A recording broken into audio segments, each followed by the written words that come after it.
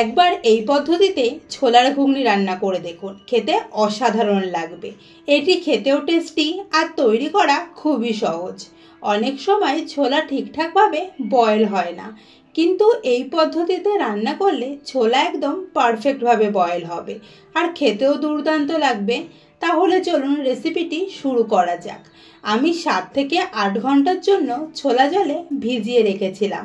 এবার ছোলা বয়েল করে নেব। এর জন্য ছোলাগুলো প্রেসার কুকারে নিয়ে নিচ্ছি। আপনারা চেষ্টা করবেন ছোলা 7 থেকে 8 ঘন্টার মতো ভিজিয়ে রাখার, তাহলে ছোলাটা খুব তাড়াতাড়ি বয়েল হয়ে যাবে আর ছোলা শক্তও থাকবে না। এখানে 1 গ্লাস মতো জল দিচ্ছি, খুব বেশি জল দেওয়ার প্রয়োজন নেই। এবার 1 চামচ লবণ অ্যাড করছি। লবণ দিয়ে ছোলা বয়েল করলে ছোলার টেস্টটা অনেকটা বেড়ে যায়।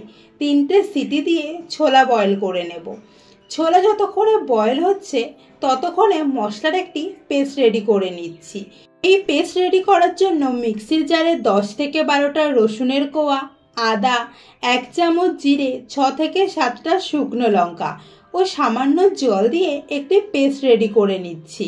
ওইদিকে 3টে সিটি দিয়ে ছোলাও বয়েল করা হয়ে গেছে। আমি আপনাদের দেখিয়ে দিচ্ছি ছোলা ঠিক কতটা পারফেক্টভাবে বয়েল হয়েছে। দেখে বুঝতেই পারছেন ছোলা ঠিক কতটা পরিমাণে বয়েল করেছি। এবার একটি ঝাঁপিতে ছোলাগুলো ঢেলে জল ঝরিয়ে নেব।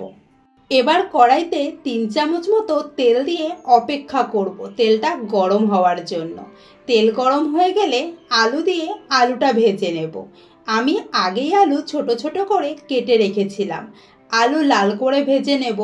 1/2 চামচ লবণ ও 1/2 চামচ হলুদ অ্যাড করব। মিক্স করে খুব ভালো করে ভেজে নেব। আলু ভাজা হয়ে গেছে, এবার তেল থেকে তুলে নিচ্ছি।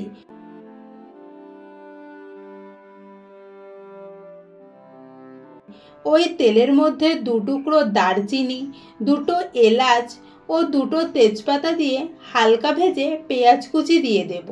আমি এখানে 2টো মাঝারি সাইজের পেঁয়াজ নিয়েছি। পেঁয়াজ নরম হয়ে আসলে যে মশলাটা পেস্ট করে রেখেছিলাম পেস্টটা এখানে দিয়ে দেব। খুব ভালো করে মিক্স করে নিয়ে 1/2 চামচ হলুদ ও স্বাদ মতো লবণ অ্যাড করব। সামান্য জল দিয়ে মশলাটা কুক করব। যখন এইভাবে মশলা থেকে তেল ছাড়তে শুরু করবে ঠিক তখনই বয়েল করা ছোলা, ফ্রাই করা আলু ও 4 থেকে 5টা লঙ্কা কুচি দিয়ে মশলাটা খুব ভালো করে মিক্স করে নেব।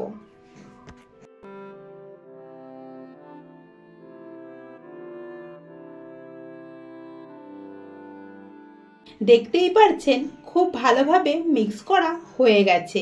এবার এখানে জল দিয়ে দেব। খুব বেশি জল দেব না, 1 কাপ মতো জল দেব, তাহলে জলের পরিমাণ একদম ঠিকঠাক হবে।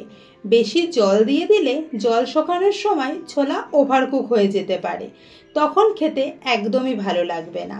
যখন দেখবেন জল একদম শুকিয়ে গেছে তখন গ্যাসের ফ্লেম অফ করে দেবেন।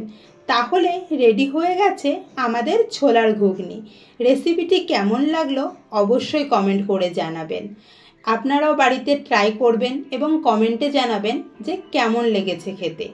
তাহলে দেখা হচ্ছে নতুন ভিডিওতে নতুন রেসিপি নিয়ে।